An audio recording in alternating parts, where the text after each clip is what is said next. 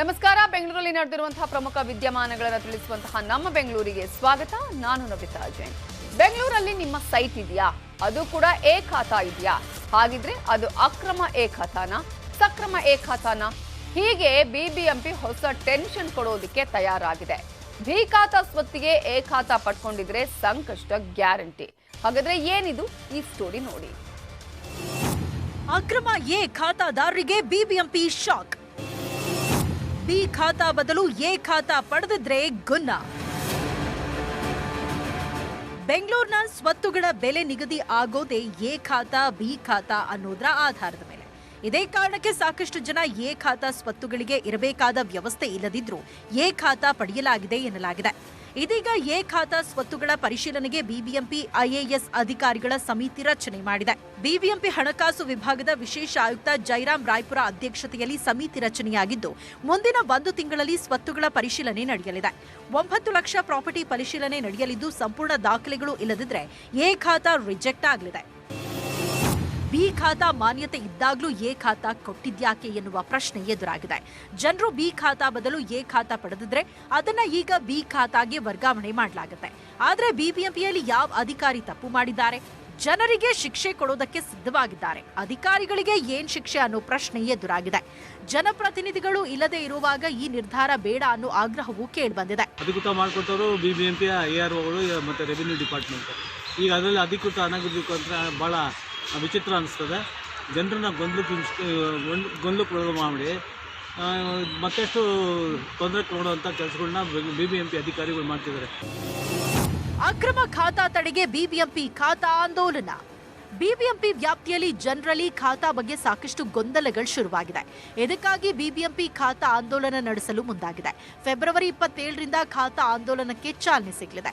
ಎಲ್ಲಾ ವಲಯಗಳಲ್ಲಿ help desk ತೆರೆಯಲಿದ್ದು, ಬೆಳಗ್ಗೆ 11ರಿಂದ 4 ಗಂಟೆವರೆಗೆ ಕಾರ್ಯನಿರ್ವಹಿಸಲಿವೆ. ಪ್ರತಿಯೊಂದು ಪ್ರಾಪರ್ಟಿಗೂ at the time of creation of the property certain documents ಇರುತ್ತೆ, ಸರ್ಟನ್ ಲೀಗಲ್ ರಿಕ್ವೈರ್ಮೆಂಟ್ಸ್ ಇರುತ್ತೆ. ಅದ್ರ ಬೇಸಿಸ್ ಮೇಲೆ ಅದು ಎ ಅಥವಾ ಬಿ ಅಂತ ಆಗಲೇ ಡಿಸೈಡ್ ಆಗಿರುತ್ತೆ. ಅದನ್ನ ಈದರ್ ದ ಬಿಬಿಎಂಪಿ ನಾರ್ ದಿ ಪ್ರಾಪರ್ಟಿ ಓನರ್ ಚೇಂಜ್ ಮಾಡಲಿಕ್ಕೆ ಆಗಲ್ಲ. ಅಧಿಕಾರಿಗಳು ಕಾಸು ಪಡೆದು ಬಿ ಖಾತಾವನ್ನ ಎ ಖಾತಾ ಮಾಡಿದ್ದಾರೋ ಅಥವಾ ರಾಜಕಾರಣಿಗಳ ಒತ್ತಡದಿಂದ ಮಾಡಿದ್ದಾರೋ ಎನ್ನುವುದು ನಗಣ್ಯ. ಆದರೆ ಜನರಿಗೆ ಶಿಕ್ಷೆಯಾಗ್ತಿದೆ, ಅಧಿಕಾರಿಗಳಿಗೂ ಶಿಕ್ಷೆ ಆಗಲಿ ಎನ್ನುವುದು ಕೂಡ ಸರಿಯಾಗಿದೆ. ಆಶಿಕ್ ಮುಲ್ಕಿ, ನ್ಯೂಸ್ 18 ಬೆಂಗಳೂರು.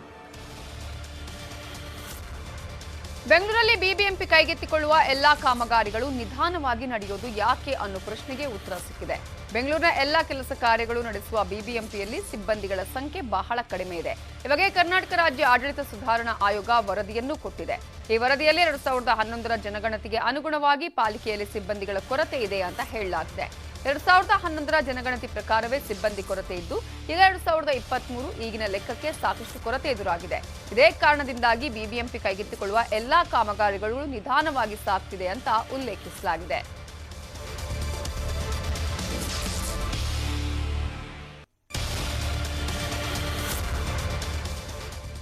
ಬೆಂಗಳೂರು ಅಭಿವೃದ್ಧಿ ಪ್ರಾಧಿಕಾರ ಅದ್ಯಾವ ಘಳಿಗೆಯಲ್ಲಿ ಶಿವರಾಮ ಕಾರಂತ ಬಡಾವಣೆ ನಿರ್ಮಾಣಕ್ಕೆ ಮುಂದಾಯಿತು, ಅಂದಿನಿಂದಲೂ ಆರಂಭವಾದ ವಿರೋಧ ಇಂದಿನವರೆಗೂ ಮುಂದುವರೆದಿದೆ. ಇಂದು ಸ್ಥಳದಲ್ಲಿ ಬಡಾವಣೆ ಕಾಮಗಾರಿ ಆರಂಭಕ್ಕೆ ಹೋದ ಬಿಡಿಎ ಅಧಿಕಾರಿಗಳಿಗೆ ದೊಡ್ಡ ವಿರೋಧ ವ್ಯಕ್ತವಾಗಿ ಹೈ ಡ್ರಾಮಾ ನಡೆದಿದೆ.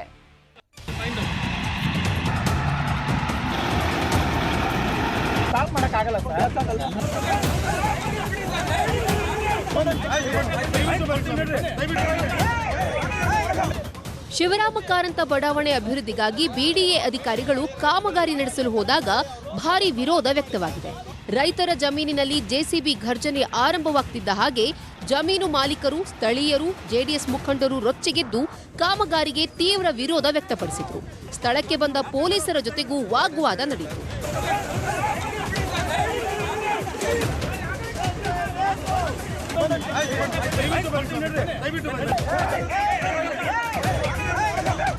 ಬೆಂಗಳೂರಿನ ದಾಸರಹಳ್ಳಿ ವಿಧಾನಸಭಾ ಕ್ಷೇತ್ರದ ಸೋಮಶೆಟ್ಟಿಹಳ್ಳಿ, ಲಕ್ಷ್ಮೀಪುರ, ಗಾಣಿಗರಹಳ್ಳಿ ವ್ಯಾಪ್ತಿಯಲ್ಲಿ ರೈತರಿಗೆ ಪರಿಹಾರ ನೀಡದೆ ಶಿವರಾಮ ಕಾರಂತ ಬಡಾವಣೆ ಕಾಮಗಾರಿ ಪ್ರಾರಂಭ ಮಾಡುತ್ತಿದ್ದಾರೆ ಅನ್ನೋ ಕಾರಣಕ್ಕೆ ಆಕ್ರೋಶ ವ್ಯಕ್ತವಾಯಿತು.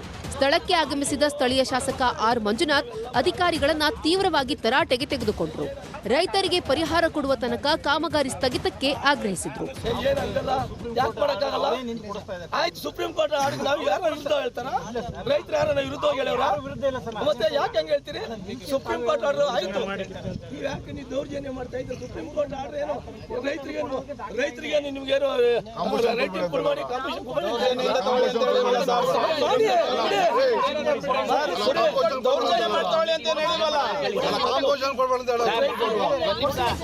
ಬಿಡಿಎ ಶಿವರಾಮ ಕಾರಂತ ಬಡಾವಣೆ ನಿರ್ಮಾಣಕ್ಕೆ ರೈತರ ಸಾವಿರಾರು ಎಕರೆ ಜಮೀನನ್ನ ನೋಟಿಫೈ ಮಾಡಿದೆ.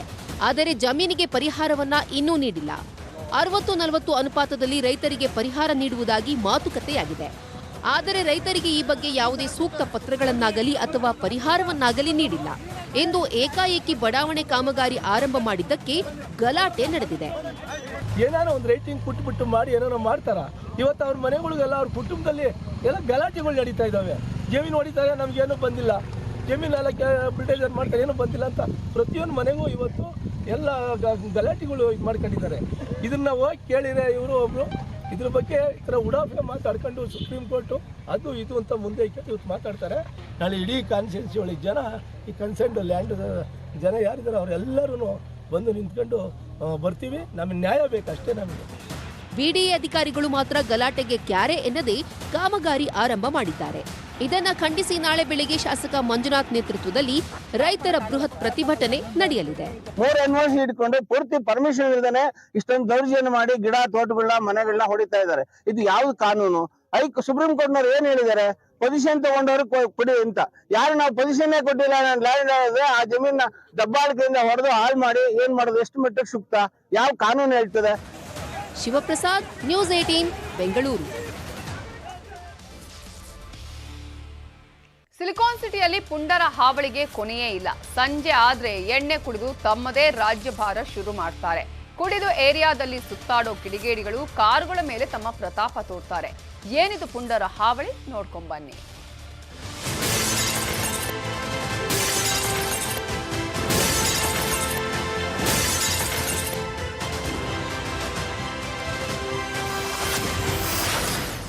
ಸಿಲಿಕಾನ್ ಸಿಟಿಯಲ್ಲಿ ಕಿಡಿಗೇಡಿಗಳ ಅಟ್ಟಹಾಸ. ಕಾರುಗಳ ಗ್ಲಾಸ್ ಹೊಡೆದು ಕುಡುಕರ ಪುಂಡಾಟ. ಸಿಲಿಕಾನ್ ಸಿಟಿ ಬೆಂಗಳೂರು ಪುಂಡ ಪೋಖರಿಗಳ ಅಡ್ಡೆಯಾಗ್ತಿದೆ. ಇತ್ತೀಚೆಗೆ ಕಿಡಿಗೇಡಿಗಳು ಅಂಗಡಿ, ಬೇಕರಿ ಸಿಬ್ಬಂದಿ ಮೇಲೆ ಹಲ್ಲೆ ಮಾಡೋದು, ಕಾರುಗಳ ಗಾಜು ಒಡೆಯೋದು ಸೇರಿದಂತೆ ಹಲವು ಕೃತ್ಯಗಳು ನಡೀತಾ ಇವೆ. ನಿನ್ನೆ ರಾತ್ರಿ ಕೂಡ ಹನುಮಂತ ನಗರದ ಶ್ರೀನಿವಾಸ ನಗರದಲ್ಲಿ 2 ಕಿಡಿಗೇಡಿಗಳು ಪುಂಡಾಟ ಮೆರೆದಿದ್ದಾರೆ.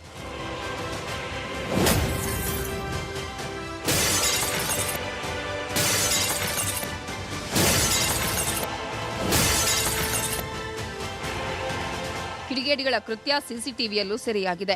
2 ಕಿಡಿಗೇಡಿಗಳು ಬೈಕ್ನಲ್ಲಿ ಬಂದು ಶ್ರೀನಿವಾಸ ನಗರದ 5ನೇ ಕ್ರಾಸ್ನಲ್ಲಿ ಇಳಿದು ಕೈಯಲ್ಲಿ ಕಲ್ಲುಗಳನ್ನು ಹಿಡಿದು ರಸ್ತೆ ಬದಿ ನಿಲ್ಲಿಸಿದ್ದ ಕಾರುಗಳ ಗಾಜನ್ನ ಹೊಡೆದು ಜಖಂ ಮಾಡಿದ್ದಾರೆ. ಸುಮಾರು 5-6 ಕಾರುಗಳ ಗಾಜು ಹೊಡೆದು ಪುಂಡಾಟ ಮೆರೆದಿದ್ದಾರೆ. ಕಳೆದ ರಾತ್ರಿ 2:30 ಸುಮಾರಿಗೆ ಈ ಘಟನೆ ನಡೆದಿದ್ದು, ಕಾರುಗಳ ಗಾಜು ಹೊಡೆಯುವ ಶಬ್ದ ಕೇಳಿ ಜನ ಹೊರಕ್ಕೆ ಬರ್ತಿದ್ದ ಹಾಗೆ ಕಿಡಿಗೇಡಿ ಯುವಕರು ಬೈಕಲ್ಲಿ ಎಸ್ಕೇಪ್ ಆಗಿದ್ದಾರೆ. ಯಾರು ಏನಂತ ಗೊತ್ತಿಲ್ಲ ಸರ್, ಒಟ್ಟು 2-3 ಗಂಟೆಗೆ ಆಗಿರೋದು. 4 ವೆಹಿಕಲ್ ಹೊಡಿದ್ದಾರೆ. ನಮ್ದೇ ಇದು. ಯಾರು ಇರ್ಬೋದಂದ್ರೆ ರೋಡಲ್ಲಿ ಹೋಗಿರೋರು ಯಾರೋ ಮಾಡಿ ಇರ್ಬೋದು. ಕಲ್ಲು ತಂದು ಹೊಡಿದ್ದಾರೆ, ಅದು ಒಳಗಡೆ ಬಿದ್ದಿದ್ದಾರೆ ನೋಡಿ. ನಾನು ಬಂದು ನೋಡಿದಾಗ ಹೊಡೆದ್ಬಿಟ್ಟು ಹೋಗಿದ್ದಾರೆ. ಮೇ ಬಿ 2:30 ಅಲ್ಲಿಂದ ಸ್ಟಾರ್ಟ್ ಮಾಡಿರೋದು, 2:15 ಶ್ರೀನಿವಾಸ ನಗರದಲ್ಲಿ ಇಂತಹ ಕೃತ್ಯ ನಡೆದಿರೋದು ಇದೇ ಮೊದಲು ಎನ್ನಲಾಗಿದೆ. ಕಿಡಿಗೇಡಿಗಳ ಕೃತ್ಯ ಸಿಸಿಟಿವಿಯಲ್ಲಿ ಸೆರೆಯಾಗಿದ್ದು, ಸಿಸಿಟಿವಿ ದೃಶ್ಯಗಳನ್ನು ಪಡೆದಿರುವ ಪೊಲೀಸರು ಹುಡುಕಾಟ ನಡೆಸುತ್ತಿದ್ದಾರೆ. ಎಣ್ಣೆ ಏಟಲ್ಲಿ ಪುಂಡ ಯುವಕರು ಇಂತಹ ಕೃತ್ಯ ಎಸಗಿರಬಹುದು ಅನ್ನೋದು ಸ್ಥಳೀಯರ ಗುಮಾನಿ. 2 ಜನ ಇದ್ರು, ಬೈಕ್ ಮೇಲೆ ಬಂದಿದ್ರು. 4 ಕಾರ್ ಹೊಡೆದಿದ್ದಾರೆ. ನಮ್ದೇ ಕಡೆ ಇದು. ಇಲ್ಲಿ 2 ಸಲ ಹೊಡೆದಿಯಾನೆ. ಓಡಕ್ ಮುಂಚೆ ಇನ್ನೊಂದ್ಸಲ ಹೊಡೆದ್ಬಿಟ್ಟು ಅದೇ ಅವಾಗ ಶಬ್ದ ಆದಾಗ ಬಂದಾಗ ಹೊರಗೆ ಗೊತ್ತಾಯ್ತು. ಹನುಮಂತ ನಗರ ಪೊಲೀಸ್ ಠಾಣೆಯಲ್ಲಿ ಪ್ರಕರಣ ದಾಖಲಾಗಿದ್ದು, ಪೊಲೀಸರು ಸ್ಥಳಕ್ಕೆ ತೆರಳಿ ಪರಿಶೀಲನೆ ನಡೆಸಿದ್ದಾರೆ. ಸಿಸಿಟಿವಿ ದೃಶ್ಯಾವಳಿ ಪರಿಶೀಲನೆ ನಡೆಸಿ ಬೈಕಲ್ಲಿ ಬಂದಿದ್ದ ಪುಂಡರು ಯಾರು ಅನ್ನೋ ಪತ್ತೆಗೆ ಬಲೆ ಬೀಸಿದ್ದಾರೆ. Muniraju, crime bureau, news 18, Bengaluru. Silicon ಸಿಟಿಯಲ್ಲಿ ಇತ್ತೀಚೆಗೆ ವೀಲಿಂಗ್ ಮಾಡೋದು ಫ್ಯಾಷನ್ ಆಗಿದೆ. ಮೇನ್ ರೋಡ್ ಆಗ್ಲಿ, ಗಲ್ಲಿ, ರಸ್ತೆಯೇ ಆಗ್ಲಿ, ಎಲ್ಲೆಂದರಲ್ಲಿ ವೀಲಿಂಗ್ ಮಾಡ್ತಾ ಜನರ ಎದೆ ಜಲ್ ಅನ್ನುವಂತೆ ಮಾಡ್ತಿದ್ದಾರೆ.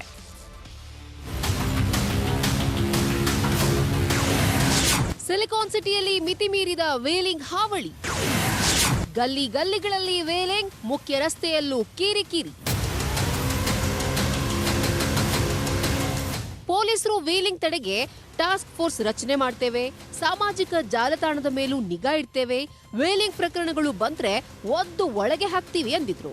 ಆದ್ರೆ ಬೆಂಗಳೂರಿನಲ್ಲಿ ಬೈಕ್ನಲ್ಲಿ ವೀಲಿಂಗ್ ಮಾಡೋದೇ ನಮ್ಮ ಕಾಯಕ ಅಂತಿದ್ದಾರೆ ಕೆಲವು ಪುಂಡರು. ಹೆದ್ದಾರಿಯಲ್ಲಿ ನಡೆಯುತ್ತಿದ್ದ ವೀಲಿಂಗ್ ಹಾವಳಿ ಇದೀಗ ಬೆಂಗಳೂರಿನ ಒಳಭಾಗದ ರಸ್ತೆಗಳಲ್ಲೂ ಹೆಚ್ಚಾಗಿದೆ.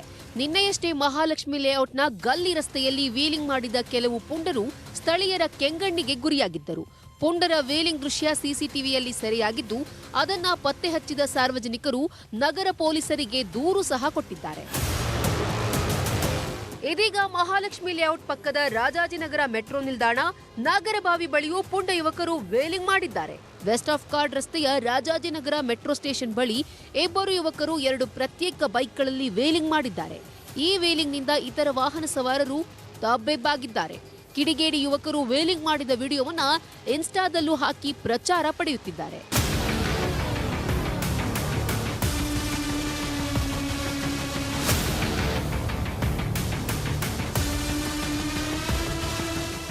ಪುಂಡ ಯುವಕರು ವೀಲಿಂಗ್ ಮಾಡುತ್ತಾ ಮೋಜು ಮಾಡ್ತಾರೆ.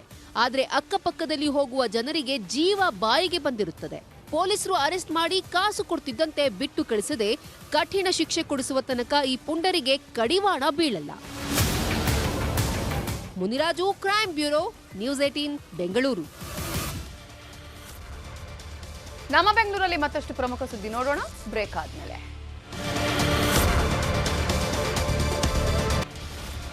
Welcome back. ಬೆಂಗಳೂರಿನ ಹೃದಯ ಭಾಗದಲ್ಲಿರೋ ಓಕಳಿಪುರಂ ಮೇಲ್ಸೇತುವೆ ಹಾಗೂ ಅಂಡರ್ ಪಾಸ್ ಕಾಮಗಾರಿ ಇನ್ನೂ ಪೂರ್ಣಗೊಂಡಿಲ್ಲ. ಮತ್ತೆ 6 ತಿಂಗಳು ಟೈಮ್ ಆಗುತ್ತೆ ಅಂತಿದೆ ಬಿಬಿಎಂಪಿ. ಈ ಭಾಗದಲ್ಲಿ ಓಡಾಡೋ ಜನರಿಗೆ ಇನ್ನೂ 6 ತಿಂಗಳು ಸಂಕಷ್ಟ ತಪ್ಪಿದ್ದಲ್ಲ.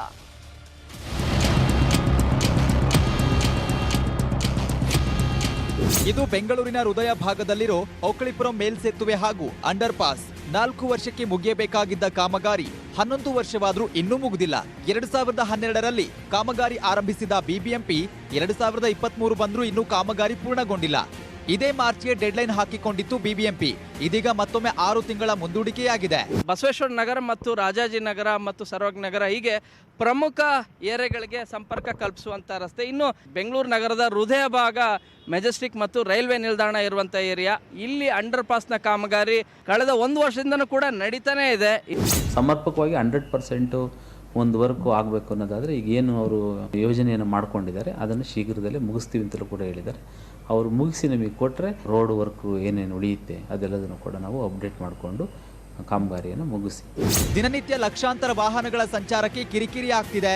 ಇಲ್ಲಿಯವರೆಗೆ ಕಾಮಗಾರಿ ಬಾಕಿ ಇದೆ ಅಂತ ಇದ್ದ ಬಿಬಿಎಂಪಿ ಇದೀಗ ರೈಲ್ವೆ ಇಲಾಖೆ ಬೊಟ್ಟು ಮಾಡ್ತಿದೆ. ಬಿಬಿಎಂಪಿ ಕೇಳಿದ್ರೆ ನಮ್ಮ ಹಂತದಲ್ಲಿರುವಂಥ ಕೆಲಸವನ್ನು ಎಲ್ಲವನ್ನೂ ಕೂಡ ಕಂಪ್ಲೀಟ್ ಮಾಡಿದ್ದೇವೆ. ಈಗ ರೈಲ್ವೆ ಇಲಾಖೆಯ ಕೆಲಸ ಬಾಕಿ ಉಳಿದಿದೆ. ರಿಂಗ್ ವಾಲ್ ಎಕ್ಸ್ಟೆನ್ಷನ್ ಮಾಡಬೇಕು, ಟ್ರ್ಯಾಕ್ ಬದಲಾವಣೆ ಮಾಡಬೇಕು. ಆ ಕಾರಣಕ್ಕಾಗಿ ಮತ್ತೊಂದು ಡೆಡ್ಲೈನನ್ನು ಹಾಕ್ಕೊಂಡಿದೆ. ರೈಲ್ವೆ ಇಲಾಖೆಯಿಂದ ರಿಂಗ್ ವಾಲ್ ಎಕ್ಸ್ಟೆನ್ಷನ್ ಮಾಡಬೇಕಾಗಿದೆ. ಟ್ರ್ಯಾಕ್ ಬದಲಾವಣೆ ಬಾಕಿ ಇದ್ದು ಪೂರ್ಣಗೊಳಿಸಿದಾಗ ಮಾತ್ರ ಜನರ ಸೇವೆಗೆ ಲಭ್ಯ. 2016ರಲ್ಲಿ ಕಂಪ್ಲೀಟ್ ಆಗಬೇಕಾಗಿದ್ದಂಥ ಈ ಯೋಜನೆ 2023 ಆದ್ರೂ ಕೂಡ ಇನ್ನೂ ಕಂಪ್ಲೀಟ್ ಆಗದೆ ಇರೋದ್ರ ಬಗ್ಗೆ ಜನರು ನಿಜವಾಗ್ಲೂ ಬೇಸರವನ್ನು ವ್ಯಕ್ತಪಡಿಸ್ತಾ ಇದ್ದಾರೆ. ಬೆಂಗಳೂರಿಂದ ಕ್ಯಾಮರಾ ಪರ್ಸನ್ ಗುರುಶೇಖರ್ ಜೊತೆ ಶರಣು ಹಂಪಿ, ನ್ಯೂಸ್ 18. ಕಲಾಸಿಪಾಳ್ಯದಲ್ಲಿ ಇವತ್ತು ನೂತನ ಬಿಎಂಟಿಸಿ ಬಸ್ ಟರ್ಮಿನಲ್ ಉದ್ಘಾಟನೆಯಾಗಿದೆ. 7 ವರ್ಷಗಳಿಂದ ಹಲವು ಕಾರಣಗಳಿಂದ ನೆನೆಗುದಿಗೆ ಬಿದ್ದಿದ್ದ ಬಸ್ ನಿಲ್ದಾಣವನ್ನು ಸಿಎಂ ಬಸವರಾಜ ಬೊಮ್ಮಾಯಿ ಉದ್ಘಾಟನೆ ಮಾಡಿದರು. ಸಿಎಂಗೆ ಸಚಿವ ಆರ್ ಅಶೋಕ್, ಮುನಿರತ್ನ, ಭೈರತಿ ಬಸವರಾಜ್, ಶಾಸಕ ಉದಯ ಗರುಡಾಚಾರ್ ಸೇರಿದಂತೆ ಹಲವರು ಸಾಥ್ ನೀಡಿದರು. ಈ ಹೊಸ ಬಸ್ ನಿಲ್ದಾಣ ಉದ್ಘಾಟನೆ ಬಳಿಕ ಬಸ್ಗಳ ಕಾರ್ಯಾಚರಣೆಗೆ ಸಿಎಂ ಹಸಿರು ನಿಶಾನೆ ತೋರಿಸಿದರು. ನಾಳೆಯಿಂದ ಸುಮಾರು 300 ಟ್ರಿಪ್ಗಳಲ್ಲಿ ಬಸ್ ಸಂಚಾರ ಆರಂಭವಾಗಲಿದೆ. ಕೆಎಸ್ಆರ್ಟಿಸಿ ಖಾಸಗಿ ಬಸ್ ನಿಲ್ದಾಣ ಈ ಟರ್ಮಿನಲ್ನಲ್ಲಿ ಇರಲಿದೆ. ಸಾರಿಗೆ ಸಿಬ್ಬಂದಿಗಳ ವೇತನ ಹೆಚ್ಚಳ ಸೇರಿದಂತೆ ಮತ್ತಿತರೆ ಸಮಸ್ಯೆ ಸಾಧ್ಯವಾದಷ್ಟು ಬೇಗ ಬಗೆಹರಿಸಲಾಗುವುದು ಅಂತ ಸಿಎಂ ಬೊಮ್ಮಾಯಿ ಹೇಳಿದರು. ಕೈಲಾಸಪಾಳ್ಯ ಭಾಳ ವರ್ಷದಿಂದ ಬೆಂಗಳೂರಿನ ಈ ಬಸ್ ನಿಲ್ದಾಣ ಭಾಳ ವರ್ಷದಿಂದ ಜನರ ಸೇವೆಯನ್ನು ಮಾಡ್ಕೊಂಡು ಬಂದಿದೆ. ಇಲ್ಲಿ ಕೆಎಸ್ಆರ್ಟಿಸಿ ಮತ್ತು ಖಾಸಗಿಯವರ ಒಂದು ಸೇವೆ ಸುತ್ತಮುತ್ತಲಿನ ಗ್ರಾಮಾಂತರ ಪ್ರದೇಶದಿಂದ ಮಾರುಕಟ್ಟೆಗೆ ಬರೋದಕ್ಕೆ ಇಲ್ಲಿಯ ವ್ಯಾಪಾರಸ್ಥರಿಗೆ ಬಹಳ ಅನುಕೂಲವಾಗಿರುವಂಥ ಅತ್ಯಂತ ಒಂದು ಹಳೆಯ ಬಸ್ ನಿಲ್ದಾಣ. ಅದು ಅತ್ಯಂತ ಅವ್ಯವಸ್ಥೆಯಲ್ಲಿದ್ದಾಗ ಇವತ್ತು ಅದೆಲ್ಲವನ್ನು ಸಮಸ್ಯೆಯನ್ನು ಬಗೆಹರಿಸಿ ನೂತನ ಬಸ್ ನಿಲ್ದಾಣ ಮಾಡಿ ಮತ್ತೊಮ್ಮೆ ಜನರ ಸೇವೆಗೆ ಸಮರ್ಪಣೆ ಮಾಡುವಂಥ ಇವತ್ತು ಈ ಭಾಗದ ಜನರಿಗೆ ಮತ್ತು ಸುತ್ತಮುತ್ತಲಿನ ಪ್ರದೇಶಕ್ಕೆ ಒಂದು ದೊಡ್ಡ ಅನುಕೂಲ ಆಗಿದೆ. ಆದ್ದರಿಂದ ಅತ್ಯಂತ ಸಂತೋಷದಿಂದ ಇದು ಉದ್ಘಾಟನೆಯನ್ನು ಮಾಡಿದ್ದೇನೆ ಅಂತ ಈ ಸಂದರ್ಭದಲ್ಲಿ ಹೇಳಕ್ಕೆ ಇಚ್ಛೆಪಡ್ತೀನಿ. ಬೆಂಗಳೂರಿನ ಚಿನ್ನಸ್ವಾಮಿ ಕ್ರೀಡಾಂಗಣದಲ್ಲಿ ಕೆಸಿಸಿ ಟೂರ್ನಮೆಂಟ್ ನಡೀತಾ ಇದ್ದು ಇಂದು ವಿಶ್ವದ ಅತಿ ದೊಡ್ಡ ಕನ್ನಡ ನಾಡ ಬಾವುಟ ಪ್ರದರ್ಶನ ಮಾಡುವ ಮೂಲಕ ಕರ್ನಾಟಕದ ಕಡೆಗೆ ದೇಶ ವಿದೇಶವೇ ತಿರುಗಿ ನೋಡುವಂತೆ ಮಾಡಿದೆ. 80 ಅಡಿ ಅಗಲ 140 ಮೀಟರ್ ಉದ್ದದ ಬಾವುಟವನ್ನು ಪ್ರದರ್ಶನ ಮಾಡಲಾಗಿದೆ. ಕಿಚ್ಚ ಸುದೀಪ್ ನೇತೃತ್ವದಲ್ಲಿ ಟೂರ್ನಮೆಂಟ್ ನಡೀತಾ ಇದ್ದು ಕನ್ನಡಿಗರು ಹೆಮ್ಮೆ ಪಡುವಂತಾಗಿದೆ.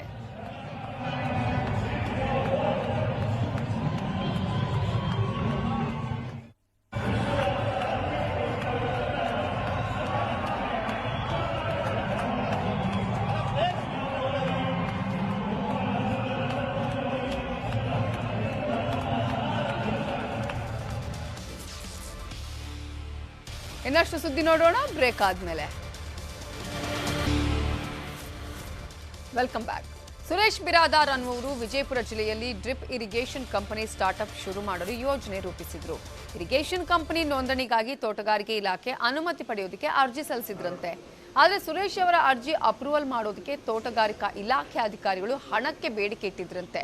ಸುರೇಶ್ ಆನ್ಲೈನ್ನಲ್ಲಿ ಅರ್ಜಿ ಸಲ್ಲಿಸಿದ್ದು ಟೆಕ್ನಿಕಲಿ ಎಲ್ಲಾ ದಾಖಲೆಗಳು ಸರಿ ಇದ್ರೂ ಅಪ್ರೂವಲ್ ಮಾಡೋಕೆ ಲಕ್ಷಾಂತರ ರೂಪಾಯಿ ಹಣ ಕೇಳ್ತಿದ್ದಾರೆ ಅಂತ ಲೋಕಾಯುಕ್ತಕ್ಕೆ ದೂರು ಕೊಟ್ಟಿದ್ದಾರೆ. ಈ ಬಗ್ಗೆ ಪ್ರಕರಣ ದಾಖಲಿಸಿಕೊಂಡಿದ್ದ ಲೋಕಾಯುಕ್ತ ಅಧಿಕಾರಿಗಳು ಲಾಲ್ಬಾಗ್ನಲ್ಲಿರೋ ತೋಟಗಾರಿಕಾ ಇಲಾಖೆ ನಿರ್ದೇಶಕರು ಮತ್ತು ಜಂಟಿ ನಿರ್ದೇಶಕರ ಕಚೇರಿ ಸೇರಿದಂತೆ 3 ಕಡೆ ದಾಳಿ ಮಾಡಿದ್ದಾರೆ.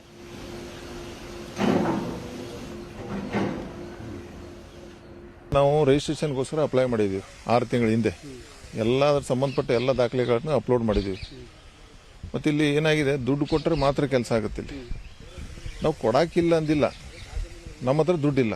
ನಾವು 5 ಕೋಟಿ ರೂಪಾಯಿ ಇನ್ವೆಸ್ಟ್ಮೆಂಟ್ ಮಾಡಿದ್ದೀವಿ. ದೂರ ಲೋಕಾಯುಕ್ತ ಸಾಹೇಬ್ರಿಗೆ ಭೇಟಿಯಾಗಿದ್ವಿ. ಸಾಹೇಬ್ರೆ ನನ್ನ ಪರಿಸ್ಥಿತಿ ಹಿಂಗಿದೆ, ಇಷ್ಟೆಲ್ಲ ನಾವು ಇದು ಇನ್ಫ್ಲೂಯೆನ್ಸ್ ಮಾಡಿ ಸಂಬಂಧಪಟ್ಟ ಎಲ್ಲ ನಮ್ಮ ಜನನಾಯಕರು ಹೆಲ್ಪ್ ಮಾಡಿದ್ದಾರೆ, ಹೇಳಿದ್ದಾರೆ, ಅಂದ್ರೂ ಇನ್ನೂ ಕೆಲಸ ಆಗಿಲ್ಲ. ದಯವಿಟ್ಟು ಸ್ವಲ್ಪ ನಮಗೆ ಈ ರೀತಿ ಸಹಾಯ ಮಾಡಿಲ್ಲ, ನಾವು ಬದುಕೋದೇ ಕಷ್ಟ ಇದೆ. ಅವರು ಸಾಹೇಬರು ಕಳೆದ 1-2 ತಿಂಗಳಿಂದ ನಾವೆಲ್ಲ ಇನ್ಫಾರ್ಮೇಷನ್ ಕೊಟ್ಟು ರೆಕಾರ್ಡಿಂಗ್ಸ್ ಎಲ್ಲ ಇದು ಕೊಟ್ಟಾದ್ಮೇಲೆ ಇವತ್ತು ದಾಳಿ ಮಾಡಿದ್ದಾರೆ. ನಾವು ರಿಜಿಸ್ಟ್ರೇಷನ್ಗೋಸ್ಕರ ಅಪ್ಲೈ ಮಾಡಿದ್ದೀವಿ 6 ತಿಂಗಳ ಹಿಂದೆ. ಎಲ್ಲ ಸಿಲಿಕಾನ್ ಸಿಟಿಯಲ್ಲಿ ಪುಂಡರ ಹಾವಳಿ ಮತ್ತೆ ಮರುಕಳಿಸಿದೆ. ಅದರಲ್ಲೂ ಇತ್ತೀಚಿನ ಕೆಲ ದಿನಗಳಲ್ಲಿ ಬೇಕರಿ, ಟೀ ಅಂಗಡಿ ಸಿಬ್ಬಂದಿ ಮೇಲೆ ಹಲ್ಲೆ ಮಾಡುವ ಪ್ರವೃತ್ತಿ ಸಾಮಾನ್ಯವಾಗಿತ್ತು. ಈಗ ನಿನ್ನೆ ಕೂಡ ಟೀ ಅಂಗಡಿ ಸಿಬ್ಬಂದಿ ಮೇಲೆ ಹಲ್ಲೆ ಮಾಡಿರುವ ಘಟನೆ ಬಾಣಸವಾಡಿಯಲ್ಲಿ ಬೆಳಕಿಗೆ ಬಂದಿದೆ. ಕಲ್ಯಾಣ ನಗರದ ಚಟ್ಪಟ ಟೀ ಅಂಗಡಿ ಸಿಬ್ಬಂದಿ ಮೇಲೆ ಕೆಲವು ಕಿಡಿಗೇಡಿಗಳು ಏಕಾಏಕಿ ಹಲ್ಲೆ ನಡೆಸಿ ಮುಖಕ್ಕೆ ಪಂಚ್ ಕೊಟ್ಟಿದ್ದಾರೆ. ಫೆಬ್ರವರಿ 23ರ ಸಂಜೆ 5:48ಕ್ಕೆ ಈ ಘಟನೆ ನಡೆದಿದ್ದು, ಘಟನೆಯ ದೃಶ್ಯ ಸಿಸಿಟಿವಿಯಲ್ಲಿ ಸೆರೆಯಾಗಿದೆ. ಆದರೆ ಹಲ್ಲೆಗೆ ನಿಖರ ಕಾರಣ ಏನು ಅನ್ನೋದು ಇನ್ನೂ ತಿಳಿದು ಬಂದಿಲ್ಲ. ಸದ್ಯ ಈ ಬಗ್ಗೆ ಬಾಣಸವಾಡಿ ಪೊಲೀಸ್ ಠಾಣೆಯಲ್ಲಿ ಪ್ರಕರಣ ದಾಖಲಾಗಿದ್ದು, ಪೊಲೀಸರು ಸಿಸಿಟಿವಿ ದೃಶ್ಯಾವಳಿಗಳ ಪರಿಶೀಲನೆ ನಡೆಸಿ ಹಲ್ಲೆ ನಡೆಸಿದ ಯುವಕರಿಗೆ ಬಲೆ ಬೀಸಿದ್ದಾರೆ.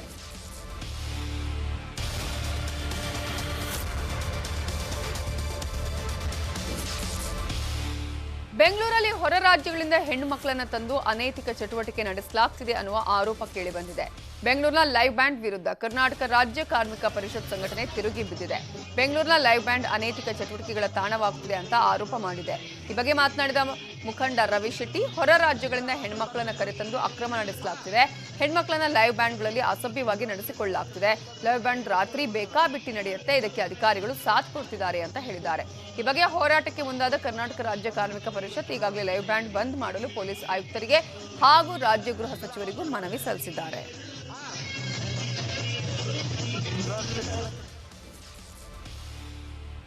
ಇವಿಷ್ಟು ಹೊತ್ತಿನ ಪ್ರಮುಖ ಸುದ್ದಿ. ನೋಡ್ತಾ ಇರಿ ನ್ಯೂಸ್ 18, ಜಾಲ ನಮ್ಮದು, ಬಲ ನಿಮ್ಮದು.